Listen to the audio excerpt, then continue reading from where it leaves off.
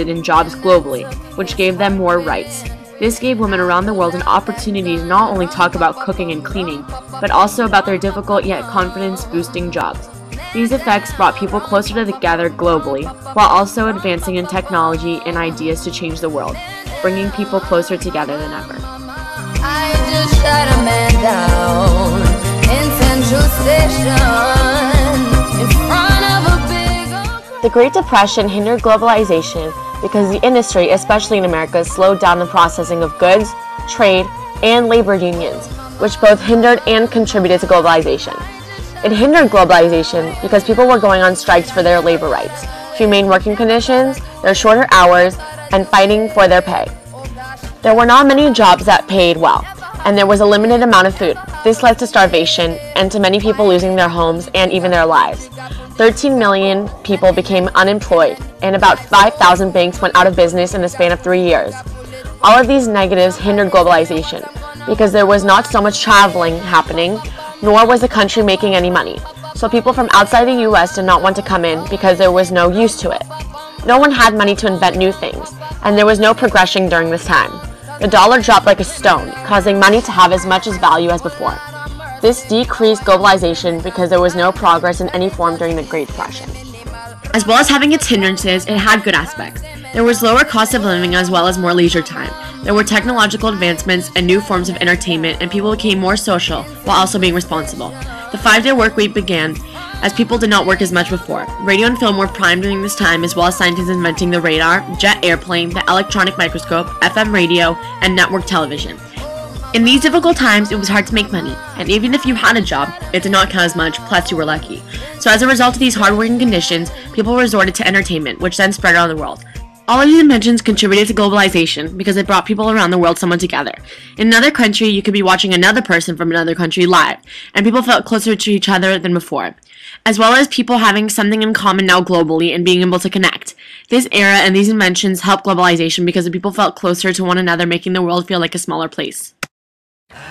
After hearing about all these major events, don't you want to know what other things made the world shrink from medium to small? I know I sure would. And I'll begin with the Industrial Revolution. Just another lonely night. The Industrial Revolution began in the United Kingdom and spread throughout America and Europe as well. It began in the 18th century to the 19th century, and many major events took place.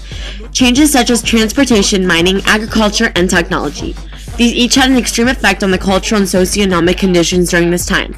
There were certain machines that were invented in this period, such as textiles, steam power, and iron making. These machines were invented, although the tasks that could be done with them were not allowed to workers. Items that used to be handmade were now being made in factories instead. In order to make these machines and use them, workers were required, which attracted workers to the cities, and urbanization began to take place.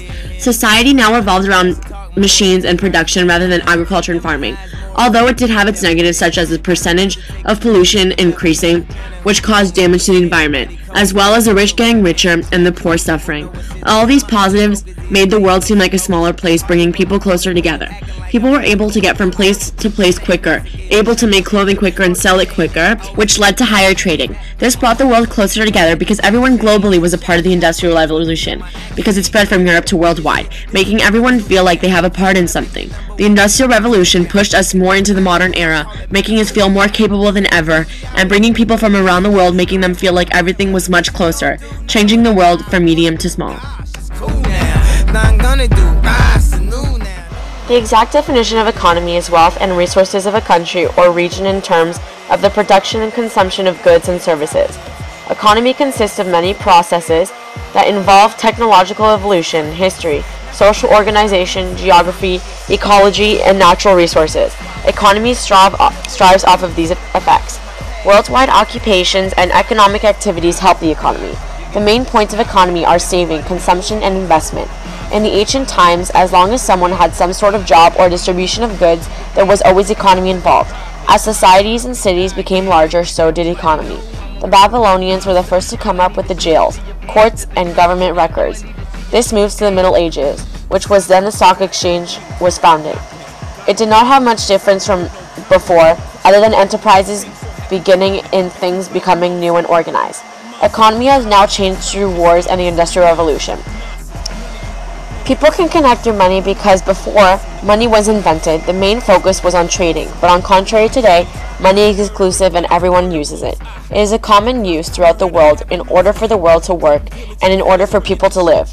It brings the world together, going from euro to dollars to shekels, making the world feel smaller because everyone knows of it and everyone connects, and it is everyone's main source of living. It is what everyone lives off of. Businesses, homes, and global stores work and progress. Without money, no one in the world could live. So that makes people feel more connected to one another, making the world seem smaller than it really is. Imperialism is a policy, a country's power and influence through diplomacy or military force. This basically means a country trying to influence other countries to be somewhat more like them and spreading their ideas. Imperialism began around the 1870s when nations around the world were taking over less and less places. The age of imperialism was more centered on the activity of the UK, France, Germany, Italy, and Japan fighting for Africa. The time of imperialism brought people together because countries were taking over other places and each becoming more alike. Ideas were spreading globally as countries worked together or became somewhat the same. Countries and governments were more connected than ever before, bringing people closer together forcefully. This made the world seem smaller because since countries were now working together, it made everything feel closer to each other and feel more alike. I hope you have a better understanding of what globalization really is and how our world has become the definition of it. Despite hindrances such as the rise of communism, World Wars I and II, and the Great Depression, the world still grew effectively smaller during the 1800s to the 2000s. Due to technological advancements during and after the Industrial Revolution, growth of the global economy and imperialism. Each of these major events had their own effect on the growth of globalization and defined what our world was, is, and will become in the future.